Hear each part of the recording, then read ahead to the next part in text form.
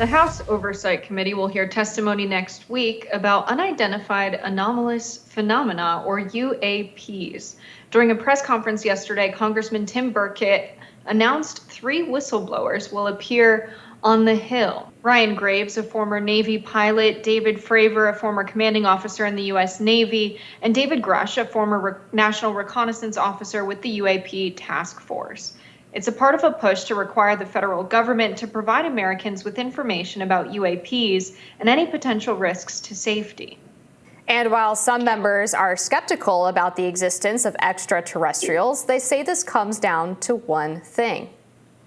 Too often, the federal government works outside of the public eye, and in conspiracies and rumors tend to flourish in places where the federal government is silent or not transparent.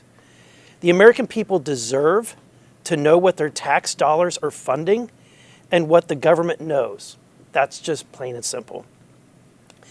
The other thing I think is important is that our servicemen and women who are risking their lives for this country and are encountering these devices, we owe it to them to find out what is in the air that might potentially harm their lives. What's disturbing is when you hear about the accounts of 14 near misses in air. According to Representatives Anna Paulina Luna and Tim Burchett, the Pentagon has tried to block efforts to learn more about the government's knowledge of UAPs, going as far to block members of Congress from seeing information and pictures. A spokesperson for the Department of Defense disputed their claims, saying DoD takes its congressional reporting requirements seriously and is committed to timely and thorough reporting. Well, Jessica, I don't know if I buy the DoD's explanation there, and I'm glad to see members of Congress taking this issue seriously. Even if they're skeptical there with Congressman Burleson, he made very clear that we owe it to the people who are credible, who have talked about encountering these objects, to hear their stories and to hear their testimony. And I think that's exactly right. And not only that, but the American people deserve to know what the government has been hiding from them for decades about the potential existence of these objects and these extraterrestrials. And the more cover up that there is, the more speculation there is about what they could potentially be hiding. And I think it's far past time for us to have the access to the information ourselves.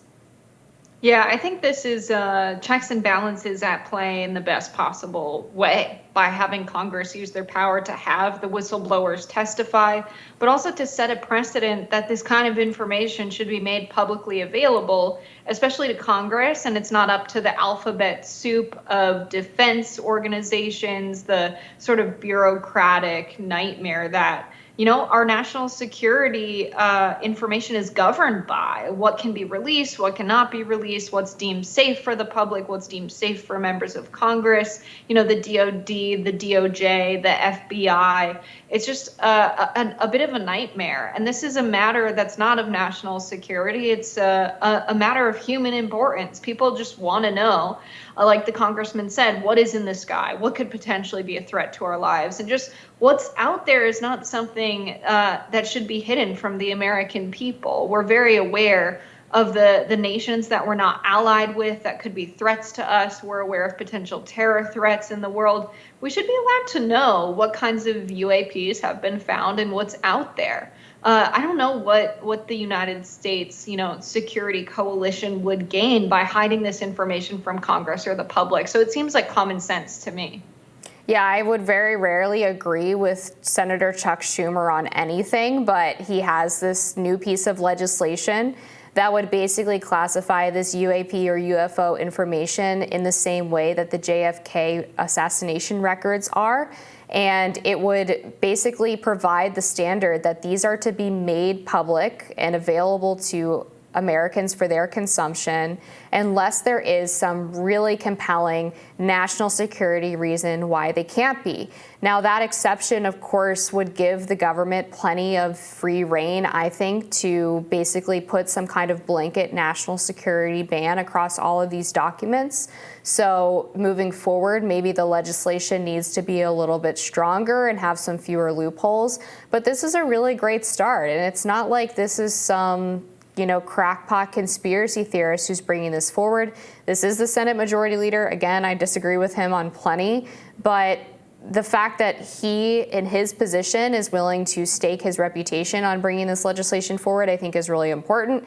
I hope that other people sign on to this and move forward with this, because some of the information that we've been hearing from these whistleblowers and from Michael Schellenberger, who we interviewed on this program over the past couple of months, has made pretty clear that there is some there, that there is some evidence to back up what we've been hearing for decades from people who have seen these phenomena. And I agree that this is a matter of human interest. This is a matter of existentialism, of our place in the world and our ability to exist within it, and to treat adults like children is just so freaking classic from our security state, right? From all of these people who constantly hide secrets that they claim are of importance and need to be confidential, but it turns out that they're just doing it for their own benefit or because they don't trust that the public can handle it. It's sort of a for your own good nanny state kind of attitude towards it. And on something this important, something this essential to human existence, I don't think we can play games anymore. Yeah. Why would the American public be unable to handle it any more than a member of the national security establishment in the United States? It doesn't make sense.